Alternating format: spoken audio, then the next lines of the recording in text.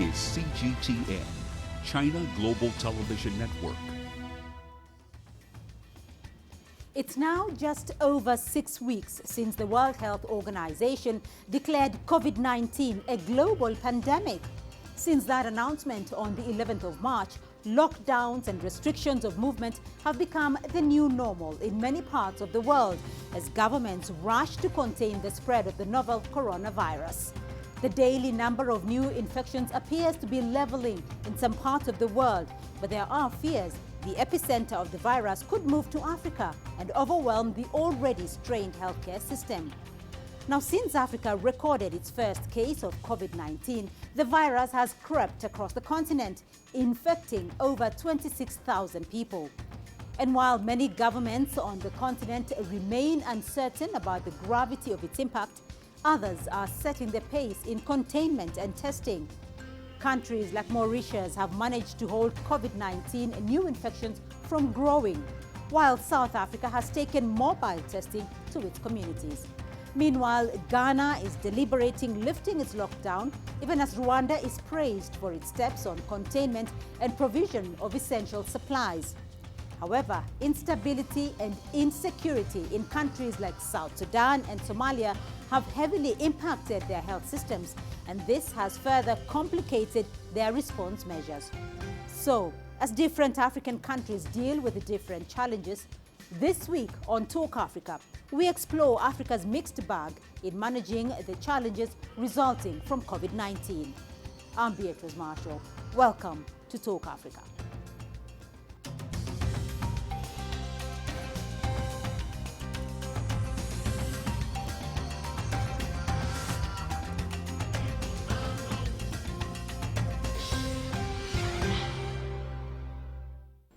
Well, CGTN's Liu Feifei is joining me now from Mauritius to give us the latest in the fighting COVID-19. She's joining me via Zoom. Feifei, good to see you there.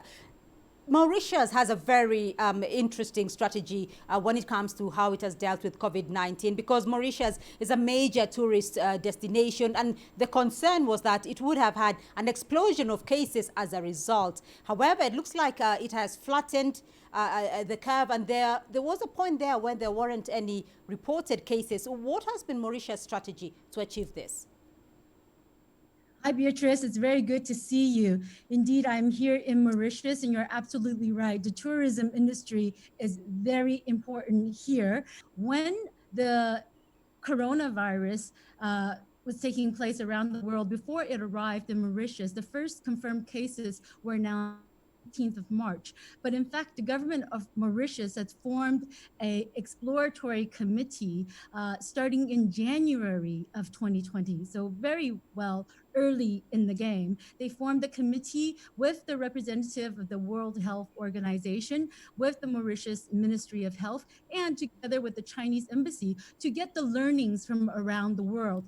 Because as you said, it's a major tourist destination. There's about 1.3 million tourists coming here annually. It's one of the busiest airports in Africa. So starting in the end of January, they started monitoring tourists that were coming to Mauritius. They then started asking for quarantines of even Mauritius nationals who were coming back with cold, flu symptoms. So these were the measures that were put well in place before March 18th, which is a key critical date for Mauritius, which is when they confirmed 3 cases. Subsequent to that, as you well know by now, Mauritius has implemented one of the most strict lockdown policies. We went into a partial lockdown and then followed in a few days after that, because there was non-compliance in some areas, the Prime Minister executed a full lockdown. So, Feifei, just take us back to what you're seeing in terms of cases there in Mauritius, because it has just over 300, but there was a period there where there were no cases, new cases reported at all. Do you sense that there is a final turning point right now in terms of infections? I certainly would hope that this is an indication of a turning point, but that is probably premature to say at this moment. The medical community here, and certainly the government of Mauritius, the Prime Minister, its main spokesperson at this time, is still advocating for extreme caution and continued vigilance. We are still in lockdown. This has been extended until the 4th of May, which means that no one except for essential service providers are allowed to go out of their homes. We are allowed to go now for grocery shopping. Remember, in the very beginning of the full lockdown, people were not allowed to even go to buy food, and that created some problems. But now people can go for grocery shopping twice a day, depending on the first letter of your last name. So talk about that, because those measures are quite stringent and it has had a successful results here. But talk us through the lockdown, because you've lived through it, and some of those stringent measures that the government has put in place. How has the government managed to do that, and how has the public discipline been maintained? Certainly, Beatrice, it has not been easy. The police and the police presence was very much prevalent. To the extent of the force that was used, people were arrested because people are not used to this in Mauritius. But after a few days, I think a key turning point came one day when a young girl died. There have been 9 deaths in Mauritius to date, and a young girl died, and the doctor, the director of health services, went online and made a public service announcement. He announced her death and that none of her family members could in fact go to attend her funeral because they were also sick with the coronavirus. And this was a key turning point where the general public got the idea, hey, this could kind of happen to me, so I better maybe stay home. Since then, I think we've seen that people have, for the most part, complied with the government laws. All right. A final comment, though, Feifei, because many African governments have looked internally to find the funding, to combat COVID-19. What sort of assistance has Mauritius received? But certainly a tremendous amount of assistance from China, both the Chinese government and also the Jack Ma Foundation. There have been 2 cargo flights of medical equipment and PPEs that have arrived from the Jack Ma Foundation. And there is an estimated, I believe, more than 200 tons of medical equipment, including testing kits, ventilators, gloves, masks, and so forth. Also, certainly the European Union, India, the United States, and also the United Nations have contributed to Mauritius. All right, Liu Feifei, thank you very much indeed for your insights there. My colleague Liu Feifei joining me from Mauritius and giving us there the very latest in fighting COVID-19 in the island nation.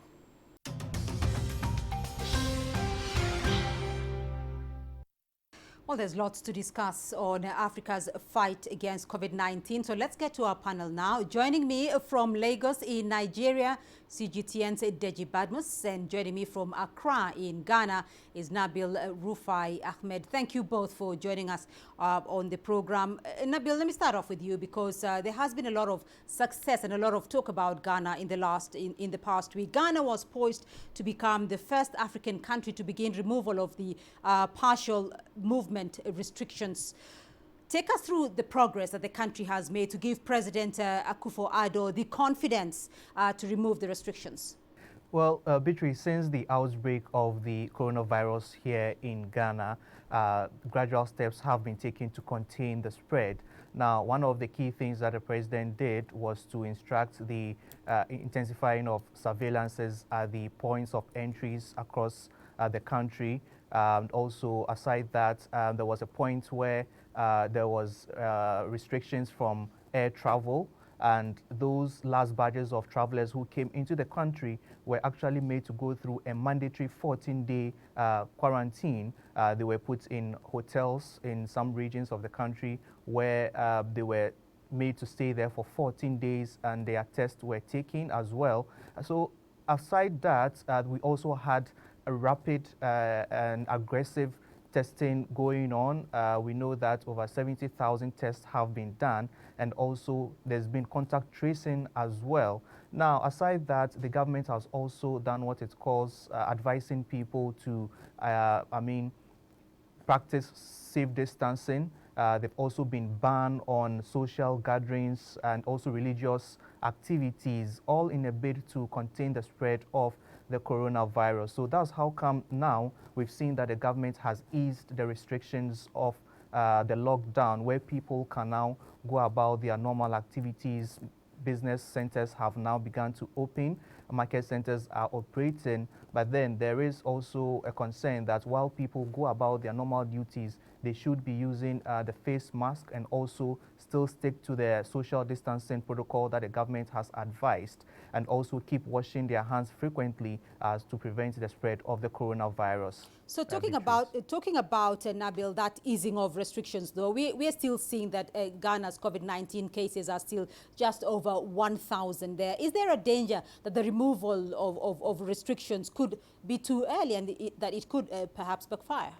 Yes, the government has actually, health officials have actually said there could be a potential spike of cases.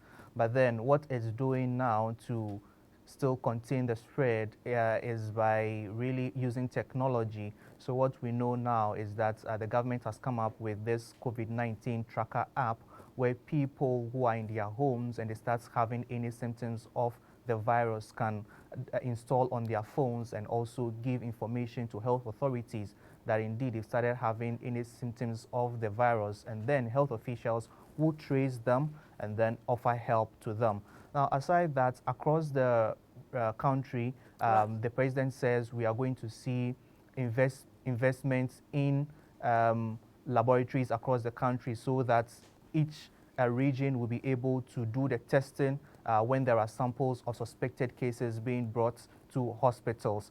Now, aside that, the government has made this drone technology firm Zipline to also come in, where we would see samples of people who are suspected to have the coronavirus being flown to Accra or Kumasi for testing to be done. So the government is saying that is really aggressively doing the testing and also doing the contact tracing, and should we see any spike in cases, it should be able to really handle the situation, Beatrice. Right. Deji, we are seeing the situation in Ghana. Government is saying it is now an improved situation. We're looking at African cases at this point. They're still quite low. Deji, up until this point, the World Health Organization says nearly 24,000 cases, quite low when you compare with other regions of the world. But there is concern about Africa's conflict areas and the potential, repercussion as a result of the conflict there. How is conflict undermining the fight against COVID-19, particularly in countries like Burkina Faso and Mali? Well, let's start with Burkina Faso, for instance, Beatrice. We know it has one of the worst cases of COVID-19 in the sub-Saharan African region. So, we're talking about areas, for instance, where we've seen violence since 2012. So when you have that kind of situation, as you have in Burkina Faso, for instance, what you would have is that every effort that the government makes at containing the spread of the virus now will basically be restricted to major cities, especially the capital, for instance. And that is why, like in the case of Burkina Faso, we've seen that every effort that has been made has been, basically around Ouagadougou. Now, move to places in the north where people, thousands of people have been displaced. The UN estimates that around 840,000 people have been displaced as a result of the violence in the northern region. Then it becomes very difficult. And that's the reason why it would appear we are not seeing cases from the northern region, just because basically testing is not going on there. So because it's very difficult, for instance, to send health workers down to those areas to carry out any kind of test. Health facilities are almost non-existent in most of those places. For instance, in Burkina Faso, we know quite a number of the health facilities there have actually been closed down, some completely destroyed. So it's really a difficult one. It's the same situation you have in Mali, where most of the cases we have seen in Mali, for instance, is around Bamako. But outside of Bamako, it's becoming very tough, especially in these conflict areas. How do you deploy health workers to go to these places to carry out, say, for instance, testing, contact tracing, and all of that? How do you set up or build isolation facilities in those places? How do you quarantine people? And then these are places where poverty is at its worst. I mean, they're suffering severe food shortages and what have you. So these conflicts will definitely undermine efforts now to contain any kind of outbreak now you would have in some of these places in the northern region where, as we all know, Islamists are holding sway there. All right.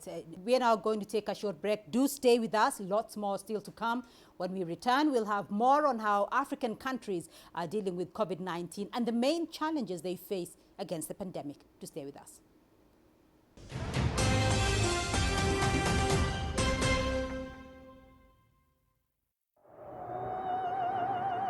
Life moves pretty fast. Ideas move at the speed of sound. Technology moves at the speed of light. If you don't filter out the noise, you might miss the details. We pay attention to the details because they matter, showing you a different perspective. See the difference.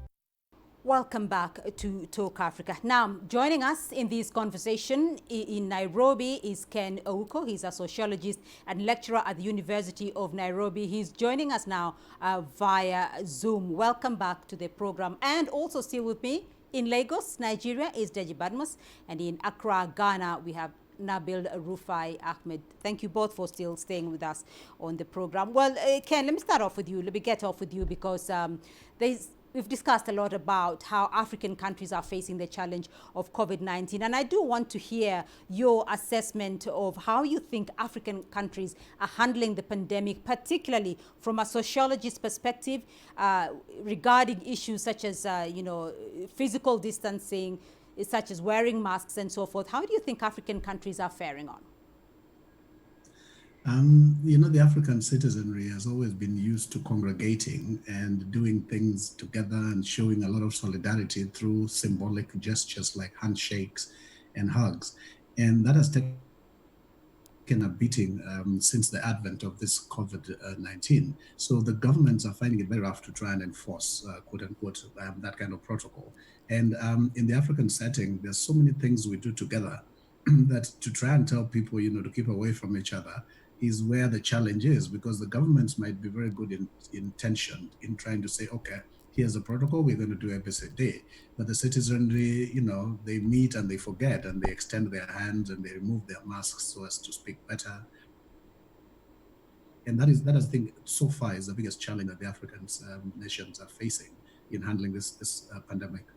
Right, but when you talk about the challenge, though, Africa is a continent of 54 countries, and we are seeing some successes in that in countries like Rwanda, for instance, in countries like Rwanda and Uganda. But we're seeing some challenges when it comes to countries like Tanzania and Kenya. Why is it that such basic instructions like avoiding crowds, though, are becoming such difficult to follow for publics in certain countries? The geopolitics of the African continent. The countries where the leadership is usually very strong-willed. The people there tend to be more obedient. If you look at Tanzania, if you look at Uganda, if you look at Rwanda, everything is the president, and the president is everything, and he makes everybody toe the line. And if you compare that to our country, for example, in Kenya, there's so much freedom that the president will get up and give very good-natured advisory and say something like, guys, stop doing ABCD. And the citizenry is there on Twitter and everywhere they can asking him why. Yeah, but when you go to certain types of people who come together and they listen to their president, not so much because they love him, but because the nature of leadership is such that it ensures that everybody toes the line. And if you dare to do different, then you know what the consequences will be for you. So let me come back to you, Deji, because several countries in West Africa have most recently meaning 2014, have most recently come out of that Ebola outbreak. And Nigeria itself has had cases of Lassa fever in the not too distant future. As a result of this, most African countries had already made testing mandatory at their ports of entry. Do you think countries have been better prepared, have emerged better prepared as a result of what they had to deal with during the Ebola pandemic? Yeah, there's no doubt at all, Beatrice, that somehow these African countries gained a lot of experience now from tackling Ebola. In the case of Nigeria in 2014, it actually got Nigeria prepared. If not for Ebola, for instance, the city of Lagos, where I am, may not have had a molecular laboratory in place when COVID-19 made a landing here. So, and besides, we also know from what we have seen that, look, you look at the processes involved in terms of contact tracing and all of that. They are just similar. The disease is similar, even though one is more infectious than the other. So no question at all that it got Nigeria prepared. And don't also forget that, as you have also said, in most of these countries that battled Ebola, they had monitoring systems now in place, especially at their various airports.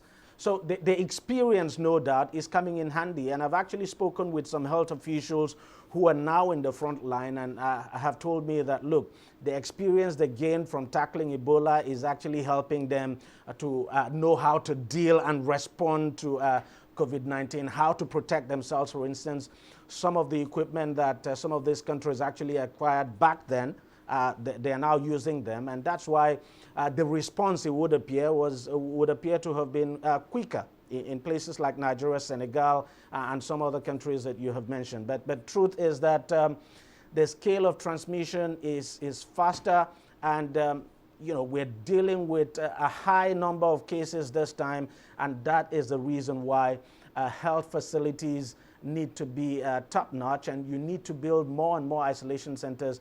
Back then in 2014, you didn't need this much isolation centers. But now, with too many cases, no doubt at all that most of these countries, some of them are actually finding it difficult, you know, to cope with the speed of transmission. I think that's where the challenge is. But of course, no doubt, the experience, the gain from tackling Ebola has been quite helpful. Let me come back to you, Nabil, because President Nana Akufo-Addo talked about the pain that the lockdown had caused in the informal sector in Ghana. Explain this to us, though, in the light of removing the restrictions and in light of what you see while you're covering COVID-19. And how is the government intending, though, to support the informal sector workers?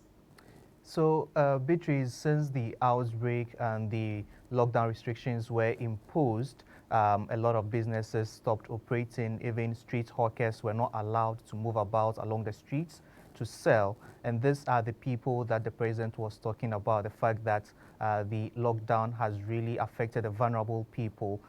A street hawker just needs a little money to survive. And with that taken away, you can imagine how they were surviving during the 3-week period.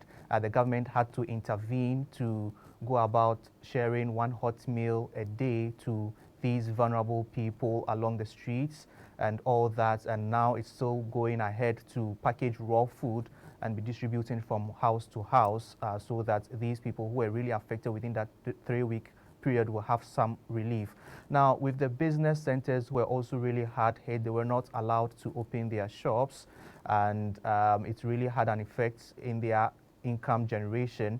So what we know is that the government is mobilizing funds where some small and medium scale enterprises would receive stimulus packages to help them deal with the situation and the effect that this COVID-19 has really had on their businesses. We know that even when you come to the manufacturing sector and also the pharmaceutical industries, there is a package that the government is going to give to these industries so they can boost their production during this difficult time, Beatrice. Right, Ken, and pointing it out from you, though, that some countries are having a challenge by the public in simple measures like physical distancing and wearing masks. In that instance, though, what approach do you think governments should take to realize their goal? In such cases, I think very vigorous civic education, which had not taken off like in our country for a while. And also, you know, we have to have what we call political leadership in terms of persuasion, in terms of convincing people that this thing, like, our Minister for Health keeps saying, this is not a government disease, it's not our disease, it's everyone's disease, it's everyone's problem. So sometimes the tone, the language, the mode of delivery, unpacking this whole situation to the citizenry works better than just giving instructions, because Kenyans, if you bear me witness, Kenyans are very averse to following instructions, and when they're told to do ABCD, they will question why the XYZ of it is not being done by government. And there's also a bit of over dependence on government to take leadership in everything.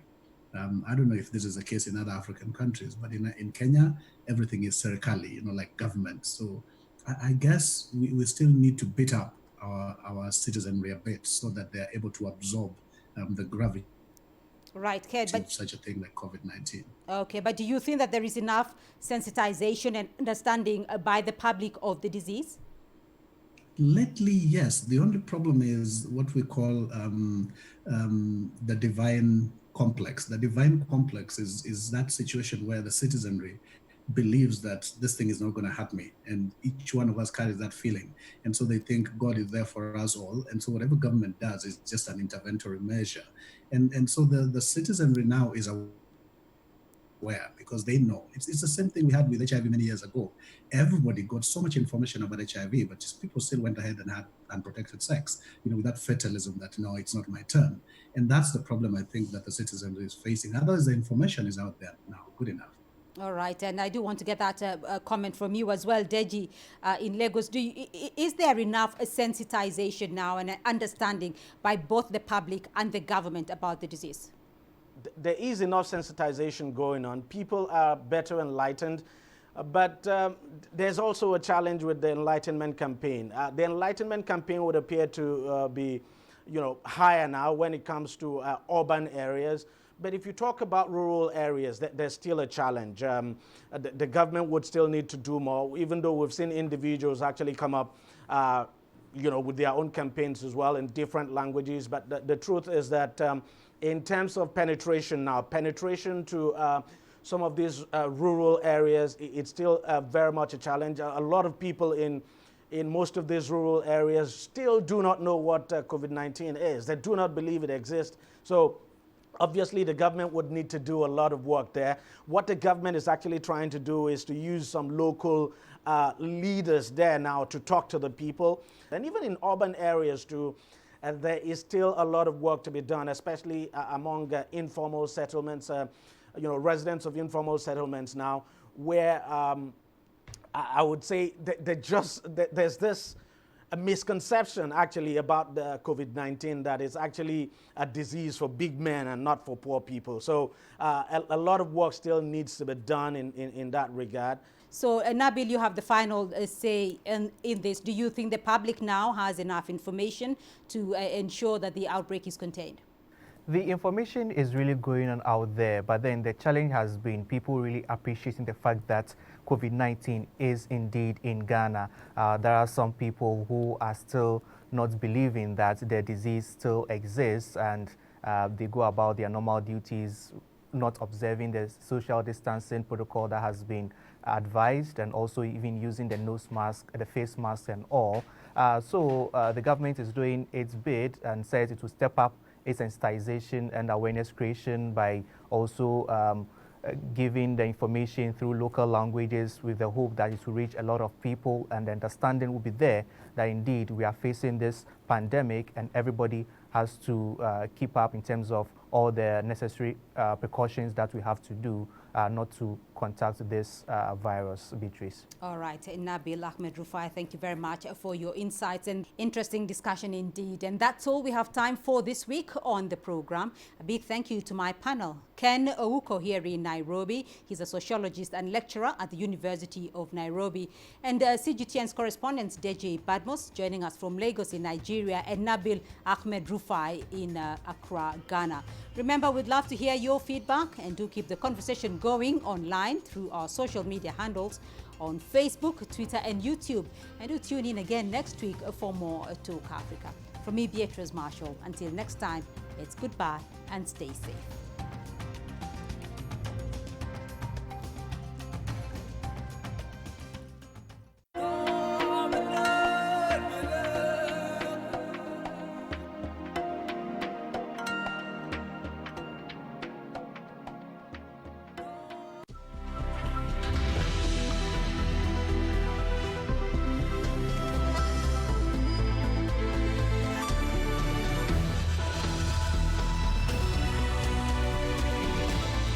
This is CGTN, China Global Television Network.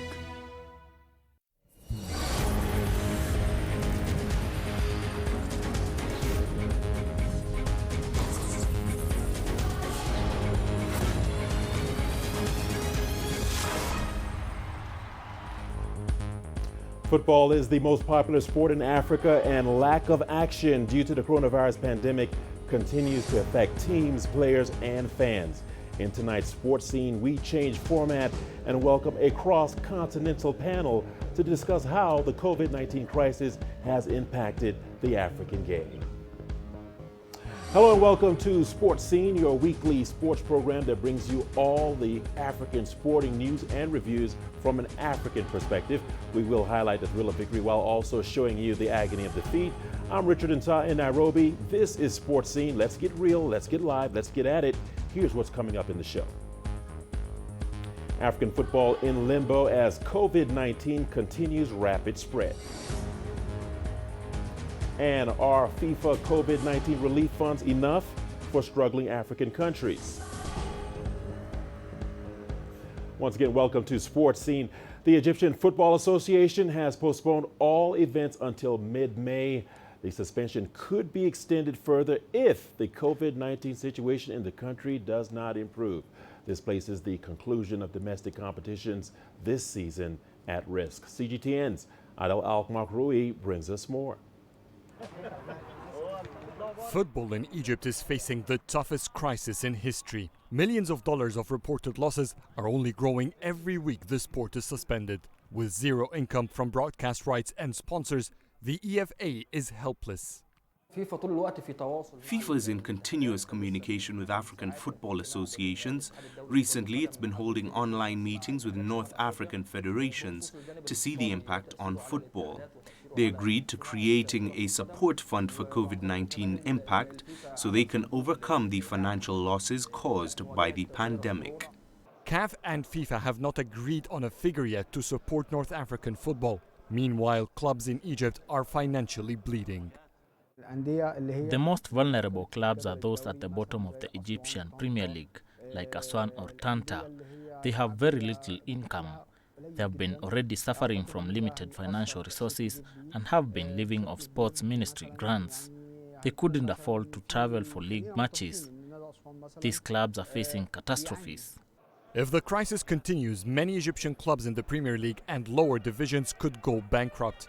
Even giants like Al Ahly are struggling. They've recently announced that they will be paying expenses they owe and players' salaries in installments. The fate of football in Egypt depends greatly on the duration of the lockdown. The longer it lasts, the more probable domestic competitions will be cancelled, and that could lead to losses expected to exceed $120 million. Adel Mahroui, CGTN, Cairo. Well, for more on the situation in African football, we are pleased to welcome sports analyst Kunle Solaja in Nigeria and CGTN correspondent Adel Al-Makroui in Egypt, and CS Duplessis, who joins us via Skype from South Africa. Gentlemen, I'd like to welcome you all to Sports Scene. For the purposes of this show, we like to call you all the three wise men bringing all the information and breaking it all down for us. We'll start with you, Kunle. What is the most likely outcome of the domestic football campaign in Nigeria, as well as the entire West African region, with the COVID-19 pandemic showing no signs of letting up? Kunle.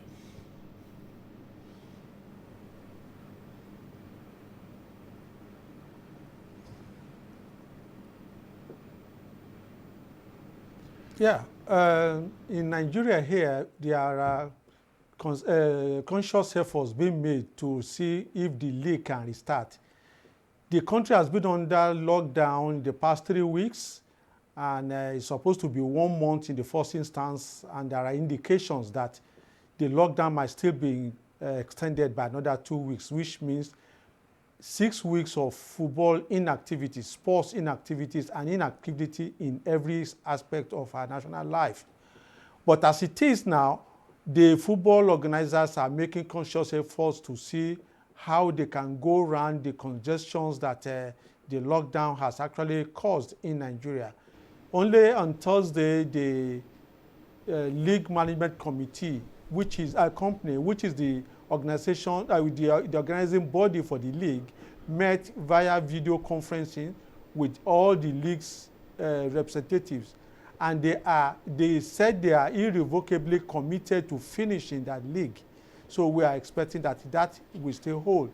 And in an earlier communication with the sports minister in Nigeria, the Nigerian Football Federation chief told them that the league in Nigeria can be concluded within 4 to 6 weeks.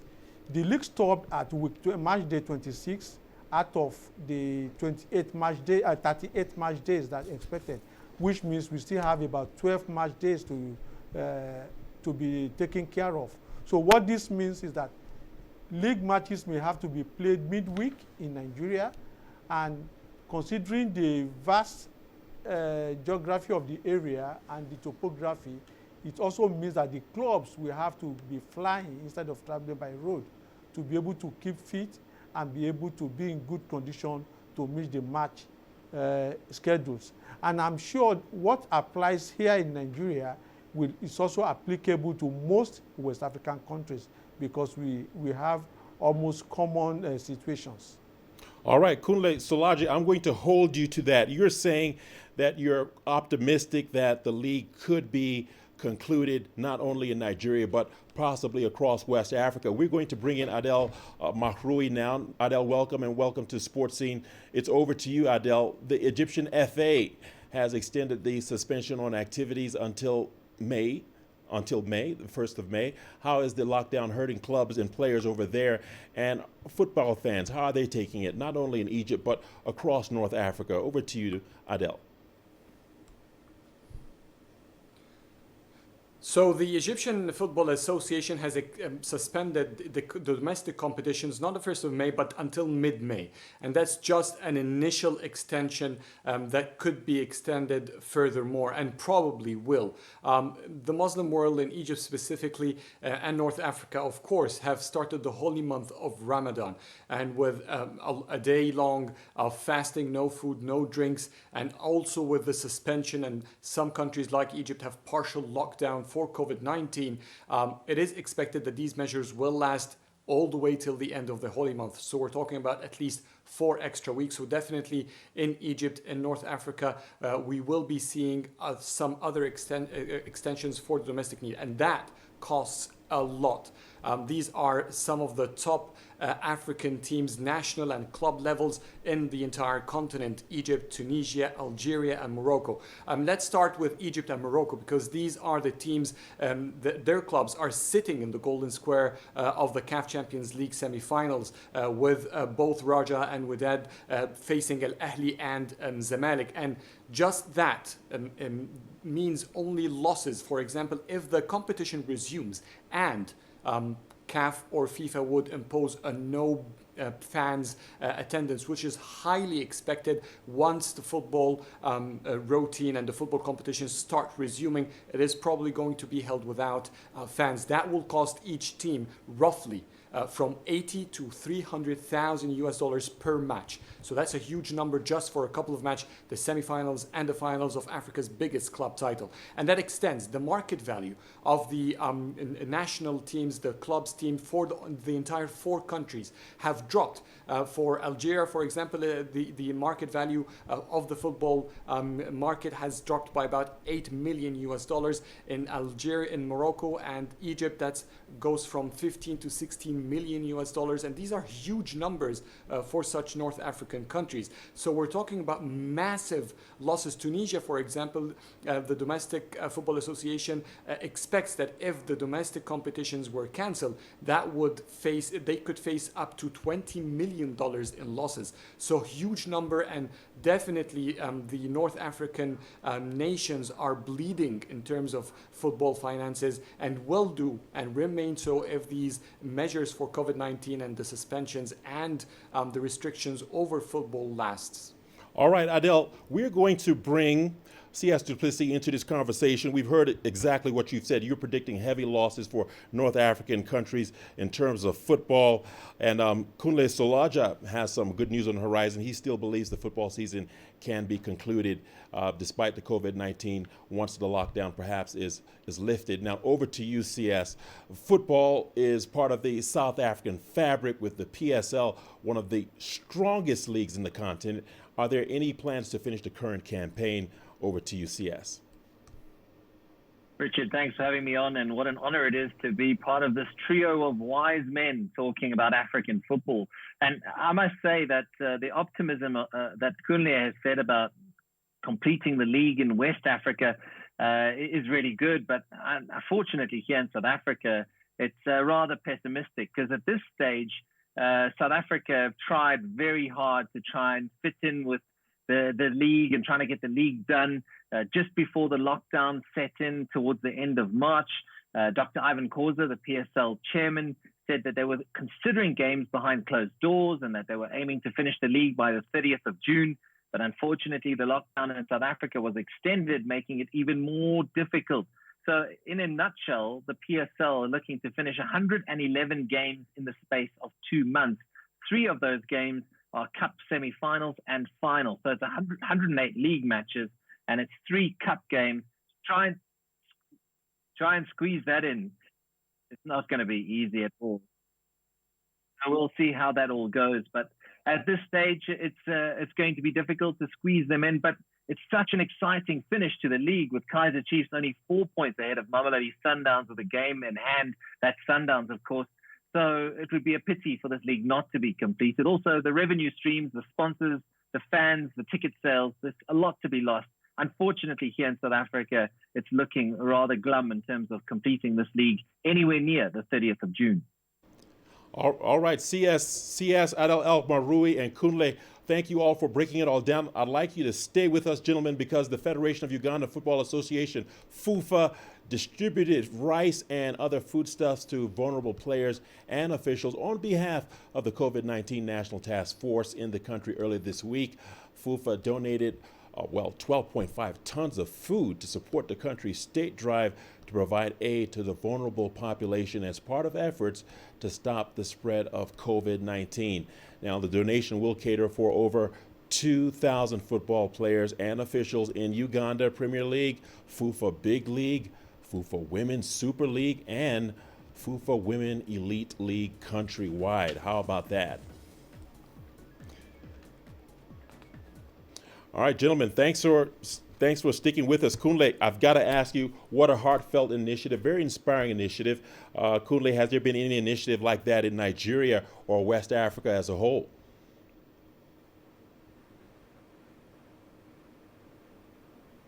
Certainly, there's no such initiative in Nigeria. Rather, even at federal level, the government is still finding it difficult to reach the vulnerable population. So, and in the football circle, the Nigerian Football Federation only said they are going to reach out to their sponsors to see the likely relief they can get from the sponsors to ensure that all the players and the club members are paid their wages, whether there are matches or there are no matches. So that's the positive that we can get here in Nigeria as far as getting relief for players is concerned. And besides, all the players are going to be tested for COVID-19 before the league can resume. And when the league, if after the league resumes, it's going to be behind closed doors, because only tested personnel will be allowed at the various football stadiums in Nigeria. Well, Kunle, testing is certainly good news. Certainly they can still take a page out of the Ugandan Federation's book. CS, I'm going to bring you back into the conversation. What's been going down in South Africa? Any such inspirational stories you can share with us? I think one thing the COVID-19 pandemic has done is it's united the South African football clubs, and I think a lot of clubs across Africa, and it's really reassuring to see. But here in South Africa, the Soweto Giants, Orlando Pirates and Kaizer Chiefs were really the front runners. They got out and they started donating PPE to a lot of the first responders, if you like, and to some communities. They've made a lot of those available. In terms of the other clubs, Baroka FC, all the way in the north of South Africa, in Polokwane, have already donated 5,000 food parcels to the hungry communities in and around Polokwane. Stellenbosch FC, as well as Cape Town City, they've also been out and about donating food parcels and masks and that sort of thing. And we've already seen a lot of the clubs showing intent to get behind the rest of the PSL clubs and support their local community. So it's only going to get better. But there's also been scammers that have taken advantage of the situation. They've printed Kaiser Chiefs washable masks, said it's because the club is so ahead of this COVID-19 and trying to do their best to try and stop the spread of this pandemic. But it's all scams. They're taking advantage. And Kaiser Chiefs themselves have said, please don't buy those masks. They're not from Kaiser Chiefs. So also opportunities for scammers. But all in all, the PSL clubs are starting to get into their communities, starting to donate food to very hungry people who are out in the lockdown and are confined to their homes. And the PSL themselves have just been pushing the social messages through their platforms on the various social media about washing hands and social distancing. So it's a united effort in South Africa, which is really good to see. All right, that's good news, definitely, CS. Let's get Adel El-Maroui back into the conversation. Adel, thanks for sticking around. Adel, what are football authorities in North Africa doing to cushion players during this crisis? Adel? Well, they are cornered to give support to themselves or to the clubs or ask for assistance from governments that are already cornered and already bleeding financially to cover and try to maintain the economic impact of COVID-19. So that is a challenge, a huge challenge for North African associations. There is the similar move the CS was talking about in South Africa have been seen that the move of football players and football stars to lead the COVID-19 wave in terms of giving financial assistances to underprivileged families. We've seen that in Egypt and in Tunisia as well. And it seems that it's sort of a trend. And FIFA has actually been trying to push the football community to be leading and still become in the picture. They don't want to lose compassion in such a critical time. But other than that, the assistance bundles that will be coming from FIFA will barely be sufficient for the federations themselves to cover for their own expenses. And that's another challenge because with we have suspension in all domestic competitions, we have suspension in continental competitions, and therefore there is no income, there is no sponsorships paying their dues, there are no advertisements, there are no games, no tickets, and therefore no revenues. And with all of these challenges, there are those who are on the accounts and those workers and employees and labor that are being employed by the North African federations, and they want their salaries, they want to get paid. Football stars and football players have a different issue because some of the clubs are negotiating cutting down salaries. Some like Al Ahly in Egypt has decided to pay their late dues to players on installments later on when the season resumes, but committing to the same salaries and the same financial obligations that the club has to their players. So there are different approaches, but overall, everyone needs help actually, from the federations, from CAF itself, from even local clubs. And regardless to the top clubs that we talk and know that are suffering the most in terms of the volume of financial crisis, it's those clubs in the bottom of the leagues and those clubs in the lower divisions that definitely need the most assistance. All right, well said, Adel. Well, there you have it. We've heard from our three wise men. Gentlemen, our conversation continues, but here's a brief look at the current league standings in selected top-flight football leagues in Africa before action was suspended following the outbreak of the coronavirus. We'll be right back.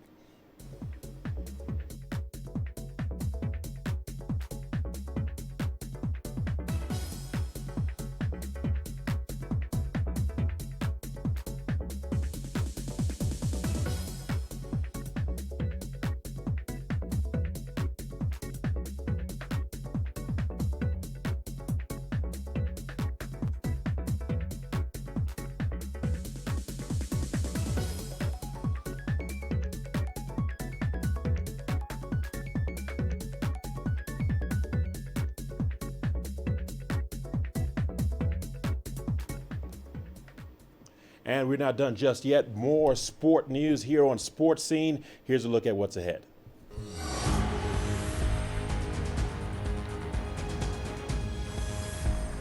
Are FIFA COVID-19 relief funds enough for struggling African countries?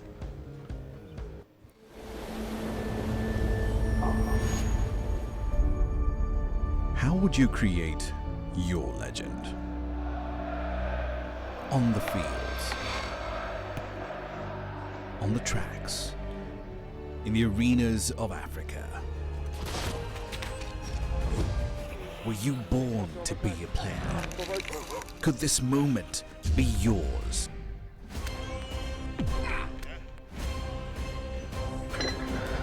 Sports Scene. Find your game.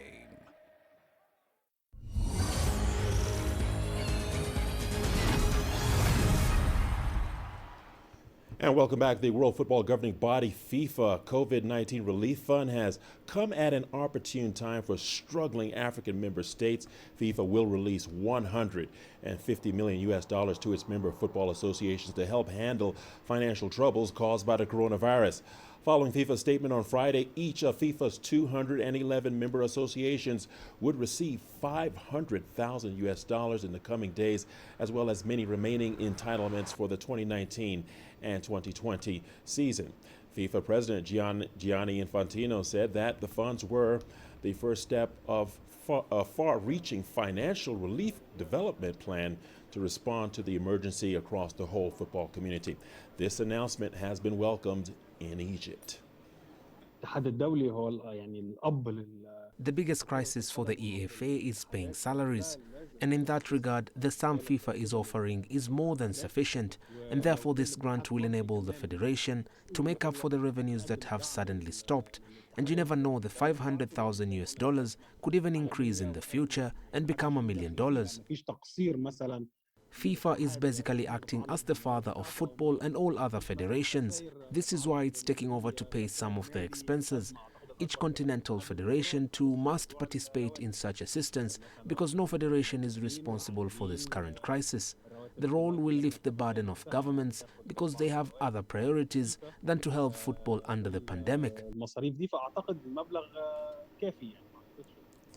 And we are delighted once more to welcome our three wise men guests, Kunle, Adel, and Sias, for the last leg of tonight's show. Sias, briefly, let's talk FIFA and funds. FIFA has just announced each member federation will immediately receive, listen to this, $500,000 as a COVID-19 relief fund. Is this enough to cushion African football? Very briefly, Sias.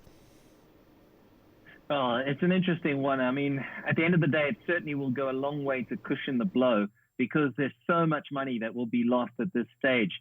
$500,000 is a lot of money, but Africa has had a checkered past with dealing with administrators and funds, and how far that trickles down remains to be seen. But it's a great step from FIFA. It's definitely a lifeline for African football and will certainly help clubs just maintain this stage when they rely so heavily on ticket sales, on sponsorship money, and of course the TV revenue. So it's great to see FIFA getting involved and extending a hand to African football. All right, let's talk to Adel now. Adel, thanks for sticking around. CAF declared the 2022 FIFA World Cup qualifiers postponed. Adel, how is this likely to affect African teams in the race to make the Qatar World Cup finals? Adel.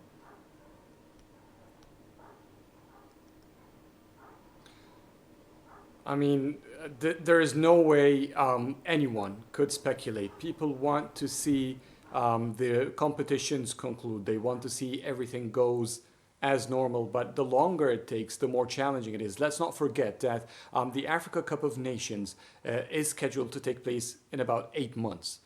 And the qualifications are not over yet. The FIFA World Cup will be also a year later. Both competitions are coming about 6 months earlier than their schedule in the summer. At least for the Africa Cup of Nations, we've seen it. Last edition was in the summer schedule as well. So the entire football schedule is already squeezed and has been already squeezed before COVID-19. And Will it remain as is? Will the World Cup and the Africa Cup of Nations will remain as they are scheduled for January 2021 or 2022?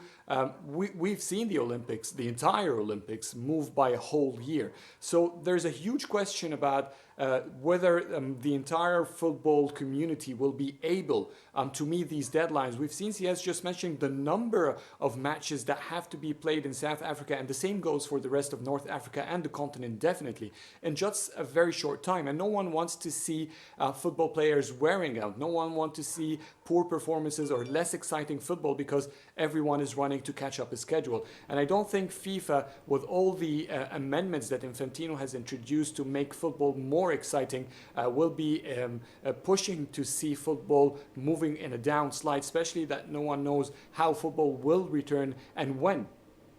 All right, Adel, very insightful indeed. A great time now to bring in Kunle for the final question. Kunle, very briefly, this was supposed to be the closing weekend of the 2020 CAF Africa Home Nations Championship in Cameroon.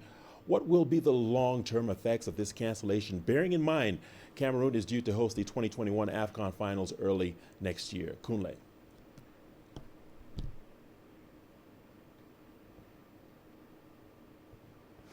Yeah, it's very unfortunate that the African Nations Championship is not holding and may not hold.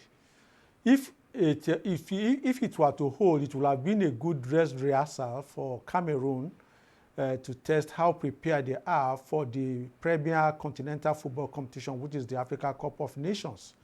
Even FIFA normally use the Confederations Cup as a dress rehearsal for the World Cup. So it's a good initiative that CAF took to award both the African Nations Championship and the African Cup of Nations to the same country, because they can use it as a sort of a dress rehearsal.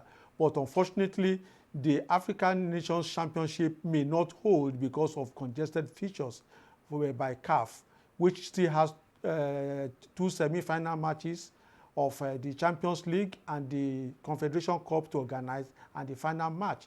And at the same time, they still have the qualifying series for the Nations Cup, which has not even gotten to the midpoint to be concluded. So these are already headaches. But by and large, I think with good thinking, we can have a way out to solve the problem of the Champions League and the Confederation Cup by having four nation tournaments in each of those competitions. Since, for instance, since Morocco has been awarded the Confederation Cup, the 4 teams in the semi-final, it could be made to meet in Morocco, in Rabat, for double-header matches. The 2 pairings for the semi-final on maybe on a day, and then later that same evening, we have the other 2 semi-finalists meeting. So in this case, it will just be a 1-match series for the semi-finals. Then we have the final match maybe at the end of that week, if we can have 1-week window. That is, whatever applies for the Confederation Cup, we also apply for the Champions Cup too. So that way, they can at least be able to solve a little problem. And we know that there will be concessions here and there, because all the teams involved will have to forfeit their home matches for a neutral ground. All right. And Kunle, with that being said, I'd like to thank my guests. I like to call them the 3 wise men. Thank you for serving us with all the information and breaking it all down for us. Kunle, Adel, and CS, thanks a lot. Thanks very much. That brings us to the end of our show, Sports Scene. That's it for this edition. Remember, you can send us your feedback to the contacts on the screen and follow us on digital media platforms for the team. I'm Richard Nta saying thank you so much for watching, and we'll be right back here same time next week. Till then, take care.